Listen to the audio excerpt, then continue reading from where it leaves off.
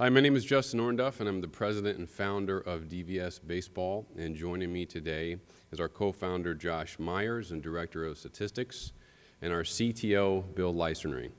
And together, we formed the leadership team at DVS Baseball.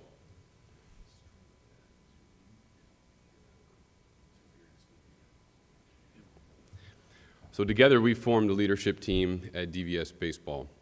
And we have a passion for reducing throwing injuries at all levels of baseball. We want to help players extend career longevity, improve performance, and overall be a positive influence in the game of baseball. And so what we've done over the last 8 years, in our first 4 years, is we developed a biomechanical model using manual markerless motion capture to determine current risk and future probability of risk in Major League Baseball pitchers. In addition, over the last 4 years, we applied our model in a development system in a practical setting in the United Shore Professional Baseball League. Bill joined us in 2019 as our CTO, but having spent in introducing essentially Moneyball in the automotive industry, where he helped automotive companies determine the efficiency and performance of their vehicles. More specifically, he helped them find when the check engine light was going to come on. And what we're trying to do and aim to do moving forward is to help the whole game determine essentially when this check elbow, check shoulder light may come on. We recently have started to work with the Mayo Clinic and helping them to introduce our protocols to the youth. And as we move forward, we think it's most important to understand where we started from by kind of going into a backstory here. So in 2003, I was a sophomore. I was on the USA national team. My roommate, my friend Justin Verlander, was along there with me. A year later, we both were drafted in the first round. And then 2 years later, as Verlander is accepting a Rookie of the Year, I found myself on an operating table having lost 80% of a bicep tendon. So when I wake up, the surgeon says, well, Justin, you know, I don't know if you've got 6,606 innings left, but I do know that the way that you threw the baseball led to your injury. But this just isn't me. I'm a statistic just like so many others after me and so many current players. And what we found is over the last 5 years, $1.7 billion has been paid to pitchers who are unable to pitch on the injured list, the disabled list. More specifically, in 2019, 22,000 days were missed from pitchers who couldn't perform. Okay? That is combined over 10 teams worth of pitchers who weren't able to pitch in 2019. Russell pointed out in his speech yesterday a higher standard deviation in his data, which can be most likely attributed to just newer pitchers essentially in the game. Inexperienced, younger players, and there hasn't been much experience there. So why do some pitchers get hurt and others do not? This was one of the simple hypotheses that I started with. And when I retired and went back to school, I started with this simple question. So I used Baseball Reference to start looking at the pitchers who accumulated a large number of innings over the length of their careers. And I just started going down the list. And I tried to find whatever media I could on these pitchers. But what I started to find were a lot of the best pitchers in the game started to have commonalities. And the style of the pitchers from the 40s, 50s, 60s to present day was also very visible in the mechanics of what we started to see. And what we now know is the modern pitcher, he is getting to a point where he's accumulating less innings before the event of a major injury. And there's a lot of things that go into that, but I think it's quite simple. And as we start to explore biomechanics, we also want to take note that there is plenty of pitchers throughout the history of the game that we'll find had great mechanics, efficiently sound, but also threw hard. And they threw hard for a long period of time. And a lot of them did it on shorter rest and higher mounds. So what we wanted to look into was could we start creating a methodology to improve the biomechanics of pitchers, assessing movement patterns? And I am not a biomechanist. I didn't go to school for it. But I happen to have a high level of talent to which I can understand and feel and change my body and apply force in a variety of ways. So what I set out to do is not necessarily be right, but I wanted to just get it right. And so through a 4-year period, we started to surround ourselves with leaders, in the biomechanical field, shoulder function, exercise physiology, muscle activation, because we wanted to see what would start to happen if we had youth clients, high school kids, college kids, professional pitchers start to move in a direction where we were improving through the phases of the delivery. So we break it down into acceleration phase 1, the transfer phase, acceleration phase 2, and the deceleration phase. More specifically, within each phase, we have mechanical components to which we go in, and this is where we start to get into the markerless motion capture, where we start to look at multiple angles through each component. So we have 4 phases and 6 components within each phase. Each component is scored 0 to 4. The score within each component is determined off the specific angles that make up those components. All the components are then summed together to determine the overall score. Here's an example of a pitcher or 2 pitchers within the component mass and momentum. And the reason why I use this example is because it's very simplistic to see that the pitcher on the left in the same position where the front knee crosses the front hip joint and the pitcher on the right are just, they look completely different, okay? So if you see a picture of this, you could determine very quickly that the guy on the right's doing something innately different than the guy on the left.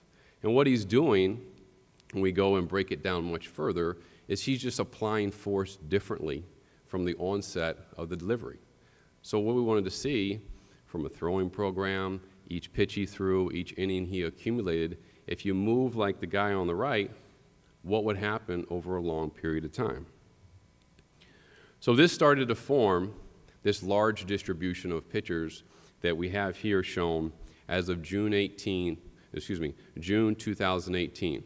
And if you look, our scoring system goes 0 to 24, 0 being the least amount of risk, going to 24 being the highest amount of risk. And what we can see is the average score is right at 13.814. Further, if we go back to the tale of 2 Justins, what we can see is I now know that I was a 6. And I now know that Verlander has been and continues to be an 18. So at this point, I'm going to pass it over to Josh, and he's going to go more specifically into how we determine the risk and the probabilities of future injury at a future date.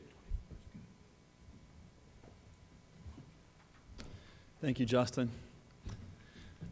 Well, as we see here, the distribution of pitchers from 2018 and what their DVS scores are, with lower scores being more at risk and higher scores being lower at risk. And just from looking at this, we also looked at what is the career length of pitchers that have lower scores versus higher scores. Right at the very beginning, we saw that pitchers that are retired, major league pitchers, that had a score of 11 or less had an average career length of 1,300 innings. The pitchers who have a score of 17 or more that are retired had an average career length of 2,500 innings. So it's almost double the number of innings on average if you fall in those 2 buckets. Well, unfortunately, Justin number 1 fell in the first bucket, and Justin number 2 falls in the second bucket. And Justin number 2 has almost 3,000 innings in his career, and he's still going, no major arm injuries. So I want to talk to you about our injury risk model, how we came about developing it, and what it can tell us about projecting injury risk for pitchers. So the first question was, when I first got involved in it, is is this biomechanical analysis that we're looking at optimizing the kinetic chain and increasing efficiency, is this really predictive to major injuries? And so we're going to walk through kind of a progression for how we got to where we are now. But I just wanted to say, at first we started off with just looking at some basic correlations. Then we moved on to developing a full survival analysis model. So just starting out, 5-team study, we did it back in 2016. Just looking at some of our stats, we see that in these 5 teams, similar ranges of DVS scores, total scores, roughly same average age on the 40-man roster, about 27 years old. 46% of these players had already had a major throwing arm injury. And you ask, well, what's a major throwing injury? We classify in our research as someone being out of competitive competition for at least 90 days, because we looked at our data about what the injuries were, and it was 90 days kind of fell at this point where it was like, okay, once you get past that point, it's more of a serious, long-lasting injury. There was a little gap between ones that were before that and ones that were longer than that. And also, or had a surgery. So it's 90 days out or had a surgery. And we saw that the average DVS score just for these 5 teams, with those that had no major injury in their past, was 13.24, and those that had a major injury was 11.89. We said, oh, well, there's some correlation there. We also looked at the number of pitchers that had a major injury in the various ranges of the DVS score. So we see that if you have 11 or less DVS score, we saw that 70% of the pitchers on these 5-team, 40-man rosters had a major injury in the past. 30% of those pitchers with a 12 to 16 had a major injury in the past, and no pitcher on these 5 teams with a 17 or higher total score had a major injury in the past. So you start seeing there's definite correlations here between these mechanics and their ability to stay on the field and perform. And so we start transitioning now over into building a proper statistical model. And I want to talk to you about that for a few minutes. So first, the goal that we have is not and cannot be, and it would be ludicrous to suggest that we're going to say we know the day, the inning, the week, the month, or even the year for certain when someone's going to go down with a major injury. You can't know that, right? You can't know that even in looking at things like machine failures on an assembly line, something even away from baseball. You don't know when the machine's going to fail. But what we can do is make probabilistic projections about when an injury is most likely to occur. We can look at injury risk over a period of time, and we can look at what the model can tell us about someone's long-term likelihood of injury. So we're really playing the odds, and we think if you, from a player personnel perspective, if you, from a development perspective, want to put the odds in your favor about where to invest your resources, invest your development dollars into a pitcher, it's best to have the odds in your favor. So we build a model, and really important that when you build a model, you have to have, and Justin talked about manual markerless motion capture video analysis. When you actually get the video and you break down the angles and look at the positionings, video is really good if you're a statistician building a model, because now all of a sudden you can get pictures that from a historical perspective over a long period of time, see what actually happened in their careers. We can go back 10, 20, 30, 40 years, right? And you can see how the pitchers progressed in their career with certain mechanical patterns. That's very valuable. Also, it's in-game data, which is obviously valuable as well. So we're looking at a model that making probabilistic projections, and the way we collected our sample based on video analysis is conducive to do this kind of modeling. Now, what I'm going to show you here is our 2018 model from our Orthopedics Journal paper. We partnered with some doctors from Duke and published this research so that it's not just statistically valid, it's also medically and biomechanically valid as well. And I'm going to walk you through that. Just know that we have improved the model since then. So it's a Cox proportional hazards model, which is a model for conducting survival analysis, which is time to event analysis. What is the time to experiencing an event, which in our case is a major arm injury? And we looked at 449 pitchers throughout the decades with 375 major injuries. And we see, just as an aside, we saw, again, well, as interesting, that as the decades wore on, the total DVS score tended to be lower for modern pitchers and higher for older pitchers. So, but the total DVS score is just a composite measure. It is not, in and of itself, it has, remember, the 6 components inside of it. And so we thought, well, it's important not to consider just the composite, but to look at each of the 6 individual components, because a composite is equally weighted, but then what if certain movements, certain positions you find yourself in are more injurious than others and should be given a higher weight? So our model takes into account all the different phases individually. So before we get to discussing the results of the model, I want to talk about the importance of this sort of analysis. You know, what good is biomechanics data if it can't help us quantify real injury risk in reality? Because that's what we're talking about here. The ability of this approach is that we can look in reality and we can say certain mechanical patterns, positioning, angles in the delivery at certain positions in the delivery can affect not just the forces and torques on someone's body, but we can say, how does this affect their likelihood of going down with an injury in a certain period of time? What's their probability? What's their projection moving forward in the real innings scale? And that's incredibly valuable. So looking at our model and the different components, we had 3 of our 6 components come in as being highly significant. And with the most important being position at foot strike, one of our phases, one of our subcomponents of the delivery. We also saw that birth year, due to the youth throwing culture, we don't want to just include mechanical components in our model. We want to include everything we can so we can get the best model for injury projection. So mechanics gets us a certain ways along and is good, but you know, what if we added other variables? So we also added variables for birth year.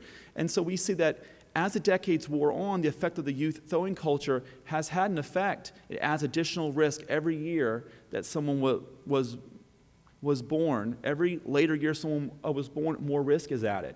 We looked at past major injury history. If someone's had a major injury, that makes it more likely to go down with the injury again in the future. And so in our current data set, which in our paper, which we're talking about here, we had 449 pitchers, as I said.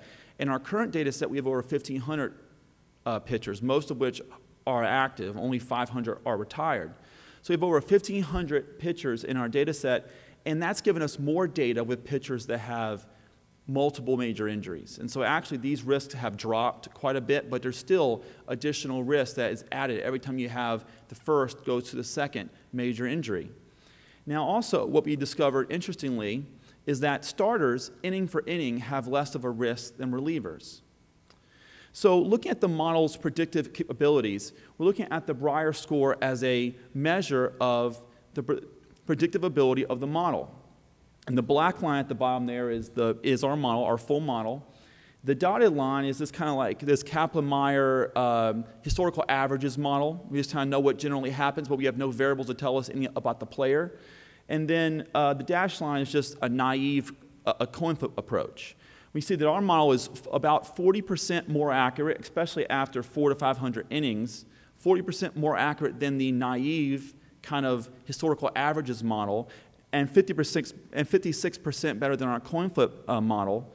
And this is the real ability for the model to make the right projection about individual pitchers, saying when they're going to go down with this major injury.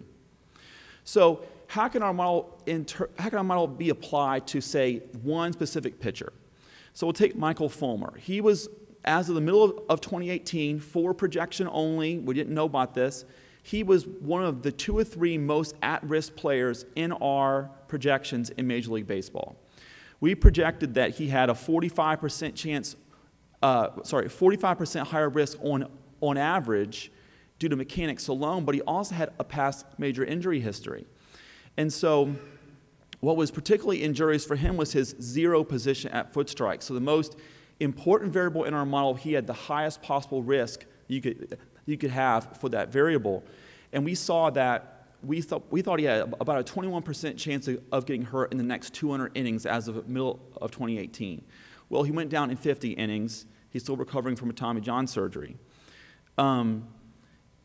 Overall in 2018, for projection basis, the players that had a major injury were 18% more at risk for a major injury due to mechanics than those that did not in our model. But our model can also make projections about two pitchers, multiple pitchers, and compare them. So the concordance is a measure of comparing multiple pitchers, two pitchers, and it says, at what % chance do we have of making the right decision between two pitchers, which one's going to get hurt first? So our model has 70.3% chance, a little better than 2-to-1 odds of if you take two random pitchers of saying that pitcher A is going to get hurt before pitcher B. And if you look at the bottom here again, it just shows the relationship of DVS score to total DVS score as an equal weighted measure with the risk of injury that's associated with that score. So if you look at, though, multiple people, our model can compare multiple pitchers side by side. So interesting, Garrett Cole, someone who we have ranked better than average, not spectacular, but better than average, we think was well, not great, but a fairly good signing for the Yankees. He has fairly low % chance of getting hurt in the next, say, 4 seasons in comparison to other pitchers. You can see he's the blue line at the bottom. But look at Aaron Sanchez and Craig Kimbrell. So Aaron and Craig, interestingly enough, have the same overall DVS composite score, but very different individual risk due to mechanics. So this just shows you that one overall composite DVS score, although we talk about it as a means of just a simple way of attaching efficiency, due to the fact that the model factors are weighted differently by the subcomponent of the delivery, you may have a pitcher with the same DVS score have two very different risk profiles. And that's important to understand. So the model can make projections about 2 or more pitchers as well and compare them side by side. So in summary, before I pass back over to Justin, we have a probabilistic projection model for injury risk. We're looking at applying the model to not just one person, but potentially 2 to 3 pitchers in comparison. And this model is based on a large data set obtained through a video analysis. And what's interesting, and what Justin's going to talk about, is how the model's injury risk projections can be applied to player personnel decisions and also player development. So I want to pass it over to Justin to talk about that. And thanks, Josh. So there's a lot of value in understanding if one player is at risk compared to another. And in today's culture, we've never had more technology, access to technology, strength and conditioning programs, nutrition, long toss programs, weighted balls, but we're still failing to help our pitchers avoid injury. And so the question begs, if a pitcher knows and understands that he's at risk, well, then what? What happens? Well, then it's the player developments in organizations to help fix it, or maybe they don't. Maybe they make a decision purely based off risk. So what we wanted to do is develop a system whereby we can, yeah, you are at risk, and then we're going to help you fix it. So in addition to DVS Baseball, I also serve as Director of Baseball Operations at the United Shore Professional Baseball League. And this is a development league, a 4-team league that we kind of consider an independent league for Major League Baseball. We're different. We play 3 games a week. The other 3 days we practice. We can increase the skill levels of our players, but our players primarily consist of college seniors or minor league players that have been released from major league organizations trying to get another opportunity or their first opportunity to sign with a major league organization. So as we go into the development system, we start with awareness. We have to make sure that this pitcher fully understands what behind their pitching delivery. We sit down with them for an hour, we go through it with them because we want to make sure they fully understand to begin with. And then we have our solution-based program to where we start, we call our MVP program, Mechanics for Velocity and Performance. This is the mechanical improvement program to which we go by implementing exercises, drills, and movements within the phase of the delivery. In addition, we have an arm care system, which is isometric base, which basically looks at joint function to maintain the tolerability of the shoulder capsule. In addition, we infuse a throwing program, which looks at the custom distances based off velocity and usage, and custom soreness protocols, which will determine how much you should be throwing on any given day. And our goal is to impact the long-term change of all our pitchers that come into the program. Here's one of the pitchers that we had last year. His name's Ty Hensley. He was a former first-round pick of the Yankees in 2012. Unfortunately, he went and had 2 Tommy John surgeries. And from 2012 to 2018, he accumulated 73 innings pitched. So he came to us with a DVS score of 15 with 2 major risk factors. You can take note of the first 2 pictures here at the top. Okay, the first one is, again, we stay consistent with the mass and momentum component, and then we've added in our most injurious component in foot strike. So just take note of the first picture, and let's look at more specifically of the angle of his forearm at foot strike. So what happened, and just like all of our pitchers, he comes into our program, he starts to become aware of what's going on, he starts to move through the MVP program, he starts to do the throwing program, and he's using our arm care system on a daily basis. Fast forward May 16th to August 31st of last year, he's improved to a DVS score of 18, he's mitigated those 2 risk factors, he ended up accumulating 78 innings pitched in 2019, including a perfect game, excuse me, not a perfect game, that would have been great, but a complete game and his final start. But most importantly is he proved for the first time that he could stay healthy for the entire year. So the important thing to note is that this process, it's hard. It's not something easy where you can just give a guy a report and say, hey, go fix these things. It's invasive, and it requires a lot of trust between us and the athlete. And that trust is something that we feel by having them understand objectively where they are, and then those objective statistics that correlate to future performance statistics, both in terms of health and performance, may allow them to trust us a little bit easier in terms of long-term performance. So going back again to myself in this tale of 2 Justins, I was the DVS score of 6 all through college and my Dodger career, and at no point did any of my coaches, biomechanist trainers, say, hey, you know, Justin, you might want to consider reevaluating the way you throw a baseball. And so we now know I got hurt 473 innings into my career, and I ended up retiring a few years later because I was dealing with constant soreness. I couldn't recover, and ultimately I just wasn't that good anymore.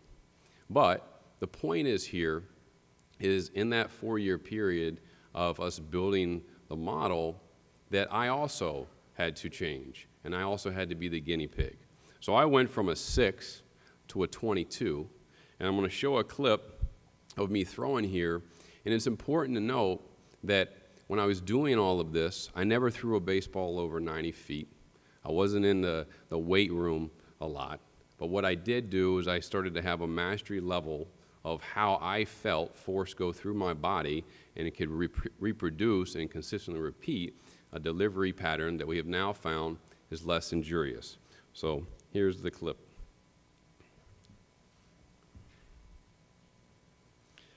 So it's also, let me go back real quick. It's also important to note that when dealing with an athlete, especially at a high level, and then getting to buy in or trust, it does help that you can communicate and also demo what you're having them do. And so I'm only 37 years old, but at the same point, if we're going to, hope and put in strategies for player development, we also have to make sure that these players trust us as we go through those stages. So in the USPBL, we have to then take this model and say, okay, well, what do we do with all this information to help make player decisions? Because what we want to try to show is that we're a template long-term of how in a minor league organization with 150 pitchers, you can start to make more informed decisions based off a pitcher's mechanical profile. So in the USPBL, we use the DVS score in combination with our injury risk model and then infuse that information to help develop our player development strategies. So every player that comes in, they go through a shoulder range of motion exam. We take their health history. If needed, we may have to go and undergo further screening. And as the player then gets onto the field, that's where we go into getting the DVS score, the risk profile, and we start to use all the advanced analytics to determine what this player and how much upside he may have. So as we start to navigate our decisions, we have a ton of players that come in each time that may come in with low DVS scores, but they may have a high level of talent, high level of performance, and we know it's going to take time in our league to get them to where we need to go. We almost have players that come in at low DVS scores, but low upside. That's a big risky decision for us. We have players that come in with low DVS scores, but they have this innate ability to pitch, and they have potential velo. Okay, and we'll talk about that in the next slide. But that's the player that we've determined is a high value for us to develop and then sign with a major league organizations. We too, even though we're a small league, we have to deal with work comp issues. And so it's a real cost to us. So we have to be really, really smart and proactive to make sure that the players that we're allowing to get onto the field are players that are low risk, but also we have to develop to market and develop into MLB prospects. One important thing here is our managers, our team staff, they too have to be vetted on all this information of how to use the pitcher, when to use them, and pitch counts. So if we have players with lower DVS scores, they're not primarily going to be our starters from the onset. We have to give them time to develop, limit pitch counts. And as we start to see those players improve the DVS score, then we can start to use them appropriately. It's also a way to determine if our pitching coordinators and our pitching coaches are effective at improving the score, so we can basically have some quality control over a large sample size. Here really quickly, when we went to the USPBL in 2016, we set out purely to show if we improve the DVS score, what would happen in terms of function and recovery. So we studied the shoulder range of motion patterns on an everyday basis, and what we started to see as the DVS, as the mechanics improved, shoulder function improves in terms of recovery, players felt better, they became more confident, and by virtue of that, we started to see changes in velocity. So in 2016, our first initial study was for each value they went up in the DVS score, we saw a 0.4 increase in velocity. In 2017, we said, well, let's aggressively attack and see what would happen if we dramatically try to improve everybody's DVS score in the league. And so what we found is those players who had a 30% change in their DVS score experienced a 4.5 increase or 4.5% increase in their pitching velocity, which is extremely valuable for a player that comes into the league who may be a fringe player and they're 90, 91 miles per hour and they want to get to this 93, 94 mile per hour fastball, and they're doing everything they possibly can to do that. But maybe the easiest way is just to improve the efficiency of how they throw the baseball. To wrap up here, we've now completed version 2 of our scoring system, which is going to be built out into 30 components. We're going into deeper analysis of the types of injuries that we're looking at that we can predict. And we're going to start to infuse in StatCast data, PitchFX data, financial data into the true value of a pitcher, both short and long term, to an organization.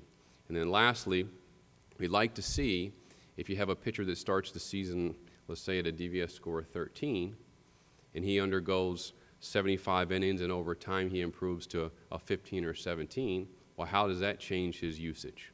So we want to start to get into monitoring a pitch or a pitcher's DVS score start after start, and that'll start to determine some of the load management strategies we can apply. We want to thank SABR for allowing us to be here today. If anybody has any further questions, feel free to contact us, and we can open it up for questions.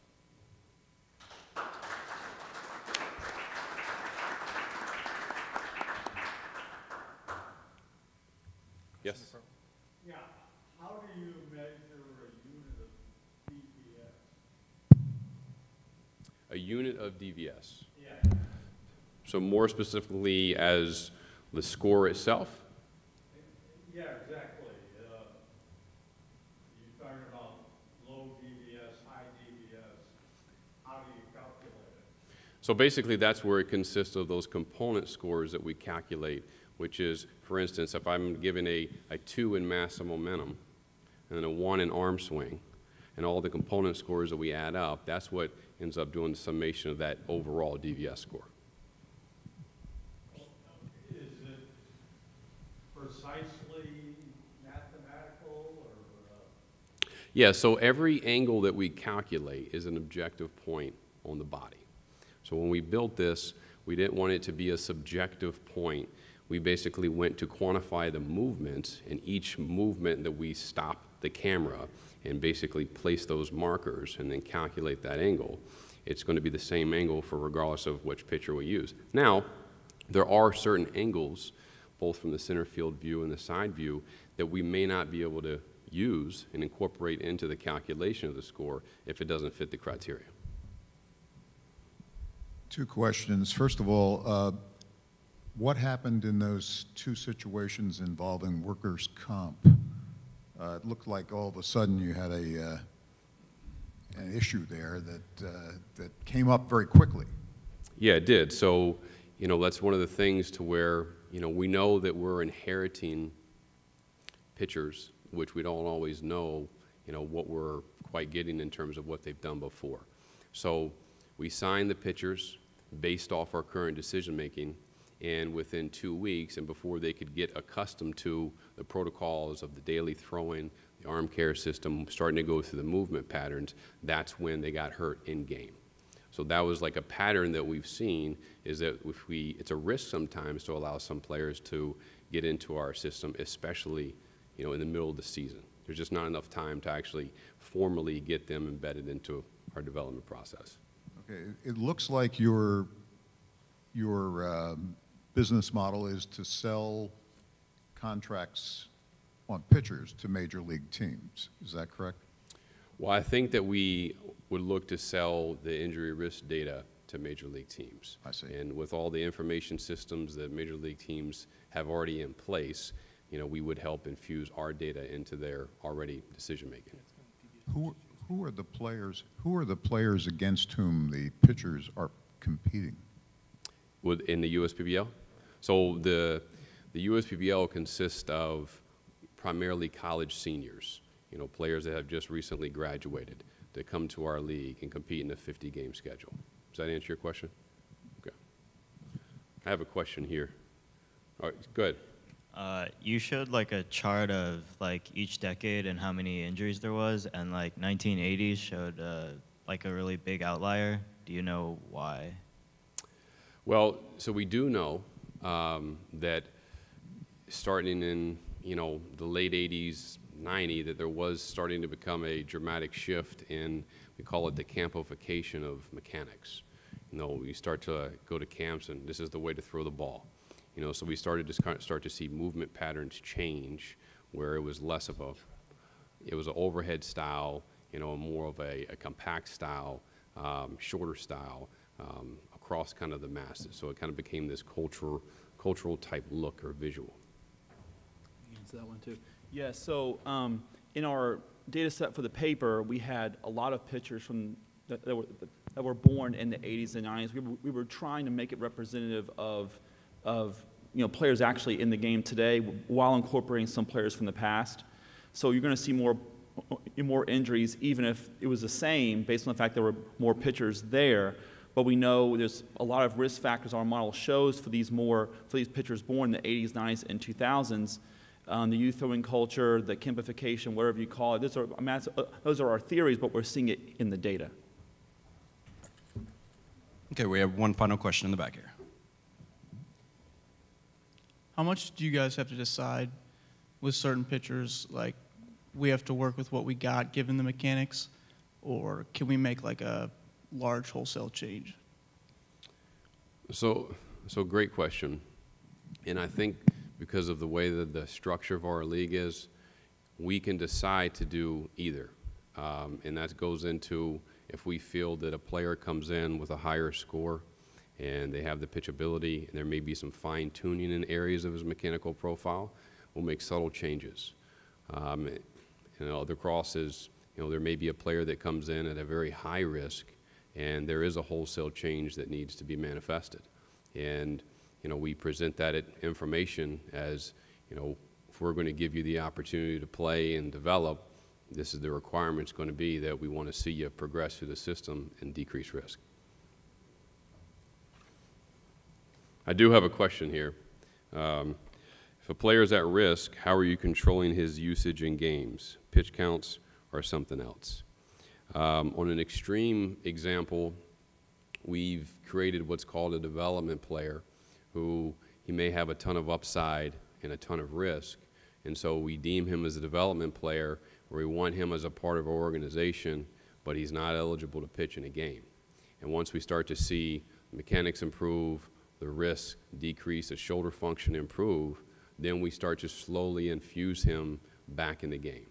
There's been many instances where we have pitchers, especially our starters, who on average are usually higher than 16 in their scores, and we start to see from the start to 2 days after to 4 days after that this recovery cycle based off their shoulder range of motion patterns is pretty consistent, and they're recovering very well. So we feel more comfortable with allowing them to go deeper into games and surpassing many times that arbitrary 100 pitch measure.